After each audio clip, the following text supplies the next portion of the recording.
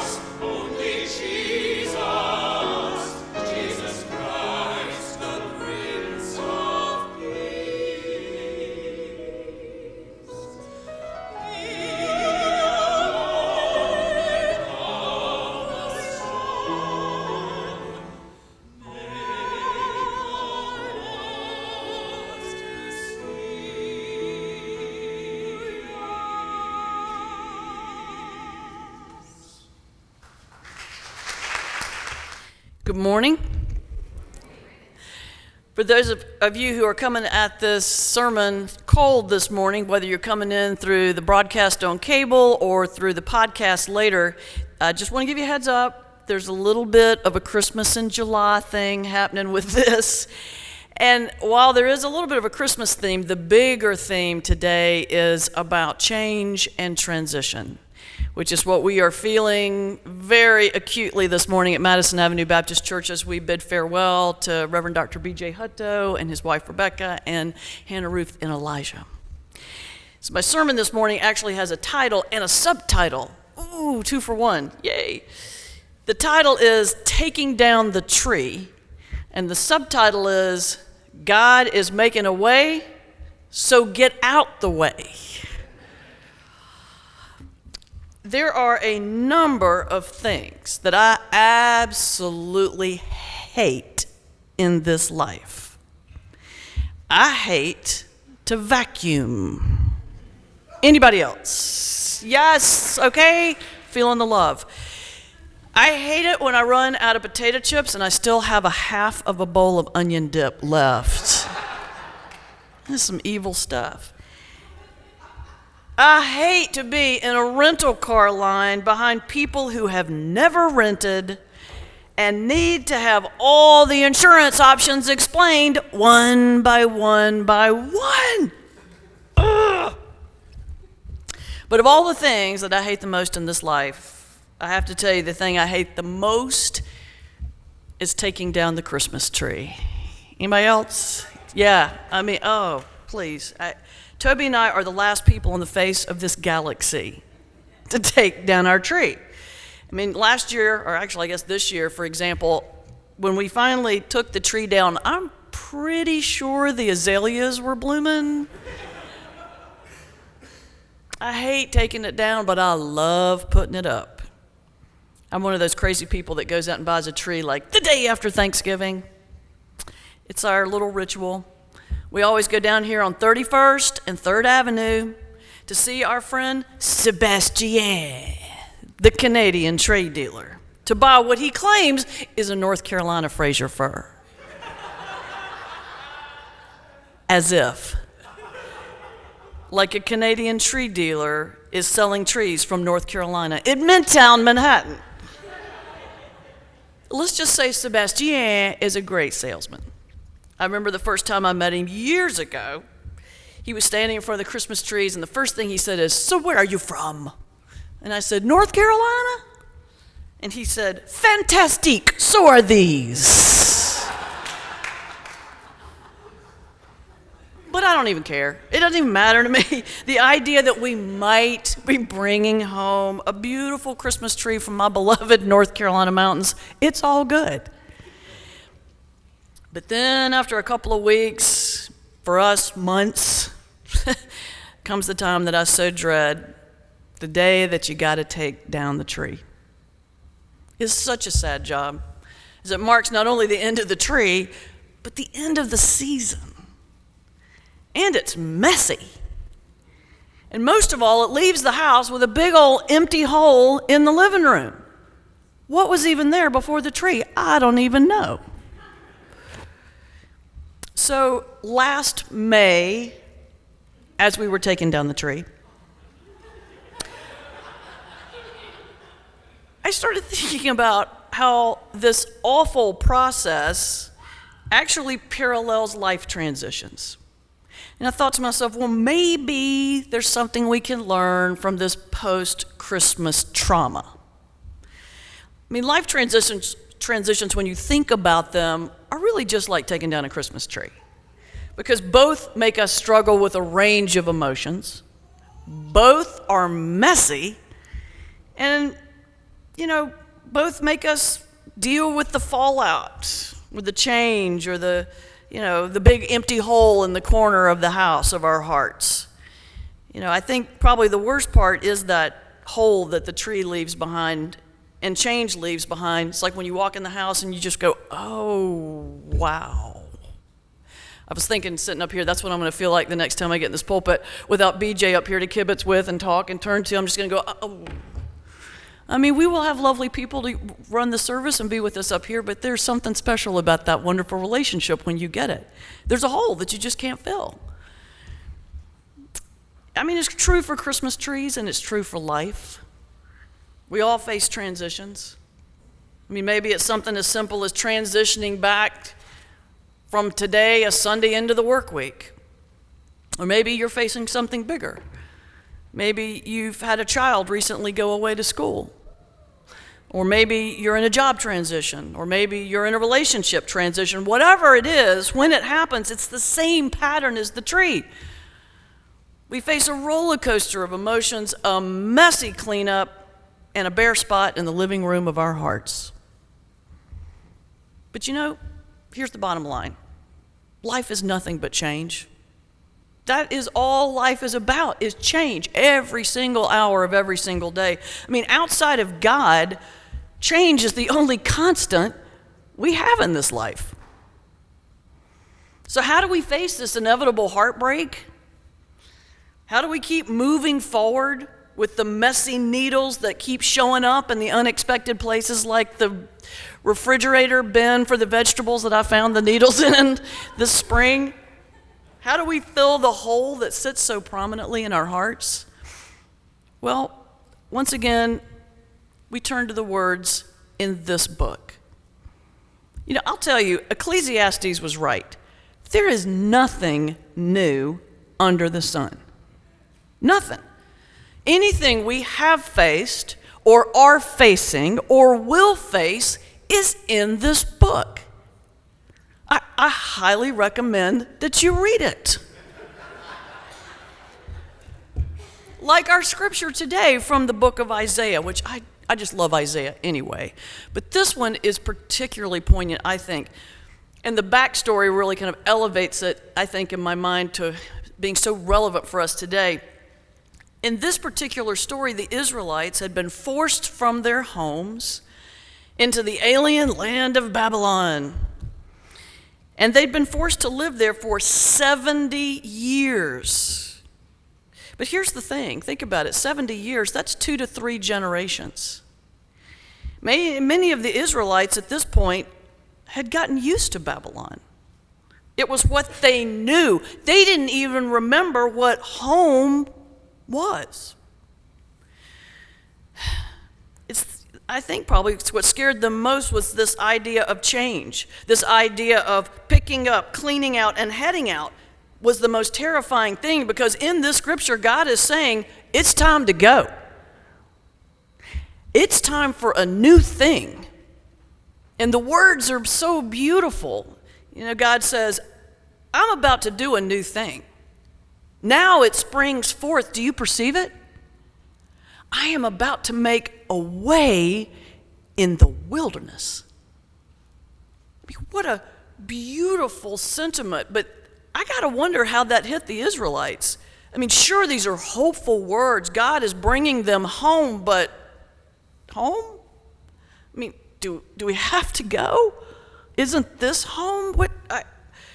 It's going to be emotional and messy, and we're leaving what we know for someplace many of us don't know. I mean, how familiar does that sound to all of us today? Whatever transition we are facing in this life, we have to remember that as much as we might not want it, as much as we might not agree with it, as much as we might not understand it, God is making a way. So we got to get out of the way. Now, I don't know about you, but I'm not very good at getting out of the way. That is just not my forte. It never has been, and I'm afraid at this mature juncture in life, I don't see it happening. But I thought maybe we'd spend our last few minutes talking about practical ways, 3 practical ways of how we might get out of God's way, because if nothing else, this part of the sermon is for me. 3 ways to get out of the way of God at this point in time. Let go, clear out, and move on. The first thing we have to do in any point of transition is let go. We got to let go of the fact that we think we know why God is doing what God is doing. We have no idea. You know, in addition to vacuuming and rental car lines, one of the things that I also hate is that quote by Maria von Trapp from The Sound of Music. When God closes a door, somewhere he opens a window. Please. I mean, what if you live on the 37th floor? What good does that do you?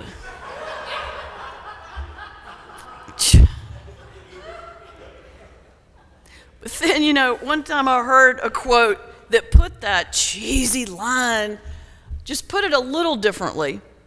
And I don't even know who said it, but the gist of it was, if God closes a door, and maybe even the window, perhaps it's because there's a storm brewing outside. And God was trying to keep you safe. I mean, the bottom line is we have no idea why the door might close, why the window might close, why it might lock behind us. We don't know why God says no at times. We don't know why we're facing change and transitions and messy cleanups. But the only thing we do know is that God, in all of this stuff, is making a way. And we got to get out of the way. Second thing we got to do is clear out. I just finished reading the book, The Life-Changing Magic of Tidying Up by Maria Kondo. Anybody read that? I mean, it's hilarious because I hate to vacuum. So why am I reading a book about tidying up? But we all need to evolve, and I'm working on that. Maria, for those of you who aren't familiar, is an organizational expert, and she wrote this book and has a Netflix special, hard to believe, on cleaning, on clearing out your house. And it's wildly popular because it is so simple. Her whole premise is, in cleaning out anything, you simply need to ask yourself one question, one simple question. Does this bring me joy? And if so, you keep it. And if not, you let it go. I mean, think about that. What if we did that for all the gunk in our heart? For example, is this anger bringing me joy? No, then let it go. It's like the old saying, the most influential person in your life is the one you refuse to forgive. The most influential person in your life is the one that we refuse to forgive. Is this anger bringing me joy? No. Let it go. Is this fear bringing me joy? Nope. Let it go. Is this resentment bringing me joy? No. Let it go. Hey, it worked in clearing out the parsonage. So why not try it for our hearts? There's a third thing we have to do. We have to let go, clear out, and the third thing we have to do is move on. Recently, I was doing some research on ancient doorways and thresholds, as one does, and found that many ancient cultures, including the Greeks and Romans and even the Vikings, considered doorways sacred, holy. In fact, there is a Christian monastic practice called statio, where a monk or nun will stop at the doorway of a church. And in that moment of pause, intentionally say a prayer or think about shedding any of the burdens or distractions they carry, which might get in the way of truly being present for God in that moment. I mean, I just love that idea. That it's such a perfect dovetail to our scripture. God is trying to make a way for us, and we need to get out of the way. We need to drop all the things that are blocking us, our burdens and our worries and the anger and the emotional baggage, so that we can be fully present to the healing power of God. I mean, think about how powerful that could be in our lives. I mean, think about all the doorways that you're going to cross just this week. Maybe they are figurative doorways of life transitions, job changes, relationship changes, geographic changes. Or maybe they're literal doorways, like walking into a room where there's going to be a contentious meeting at work, or walking into a house where there's tension with a family member, or walking into a rental car agency where there's an entire line of people who want to talk about the insurance. Whatever doorway you're about to cross, figurative or literal, if we pause at that threshold and let go of the emotional messiness, then we have the power to utterly transform that room, that experience. If we let go at the threshold of all the stuff we're carrying, we walk into that room, we walk into that experience with nothing but the full light of God. And that's what all of us, I hope, will leave here today with. It's the ability to face the transitions and changes that we all have in our lives and know in faith that something good and true and hopeful awaits on the other side. I mean, for example, in his sermon last Sunday, BJ talked about change enabling new vision, the ability to engage the world with a fresh new lens. I mean, that was such a beautiful sermon, BJ. And I know those, you heard it, or if you haven't, go back and make sure you watch it on live stream. It's a beautiful sermon. And I hope that you and Rebecca both know, truly, how much you have given us a new lens here. A mighty, powerful new lens through which to see ourselves, a lens through which to see the possibilities and blessings that we not only have in each other, but the power that Madison Avenue Baptist Church has to take that message out and transform the world. Your and Rebecca's departure leaves a hole in the living room of our hearts for sure that can never be replaced, ever. But the reality is that it doesn't need to be replaced because you will always be part of our family.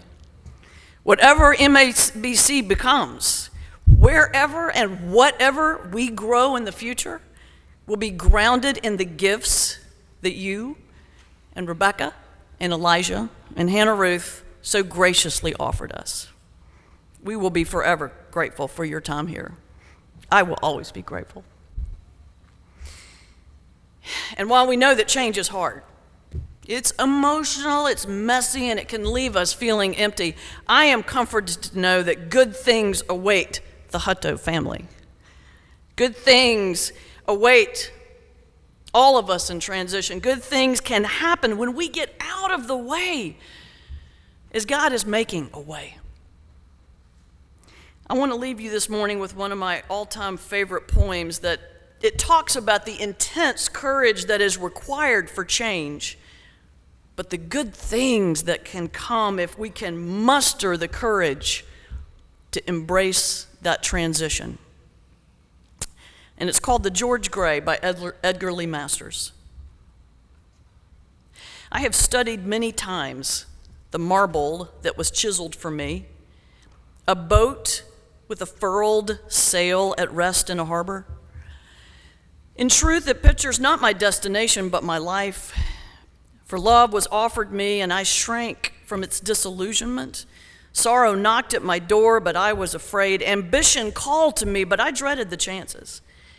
Yet all the while I hungered for meaning in my life. And now I know that we must lift the sail and catch the winds of destiny wherever they drive the boat. To put meaning in one's life may end in madness, but life without meaning is the torture of restlessness and vague desire. It is a boat longing for the sea and yet afraid. And the people said, I thank my God on every remembrance of you, always in every prayer of mine for you,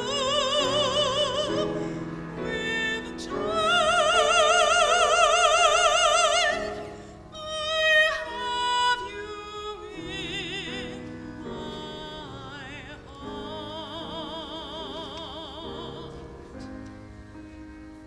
And this I pray, that your love may abound yet more and more in knowledge and in all judgment, that you may approve things that are excellent, that ye may be sincere, being filled with the fruits of righteousness, unto the glory and praise of God.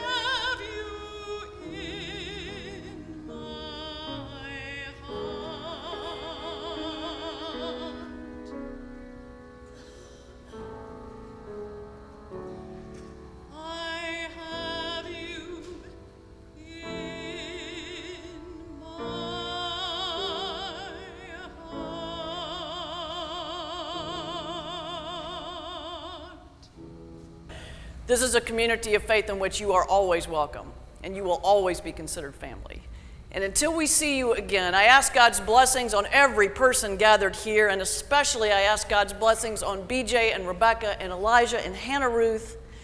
And as we go forth today and we go through those doors, no matter what transition we're facing, no matter what changes are coming in our life, let us always remember that God is making a way, and all we have to do is get out of the way. Thanks for joining us. Madison Avenue Baptist Church is located at 31st and Madison Avenue in New York City. Our website is www.mabcnyc.org.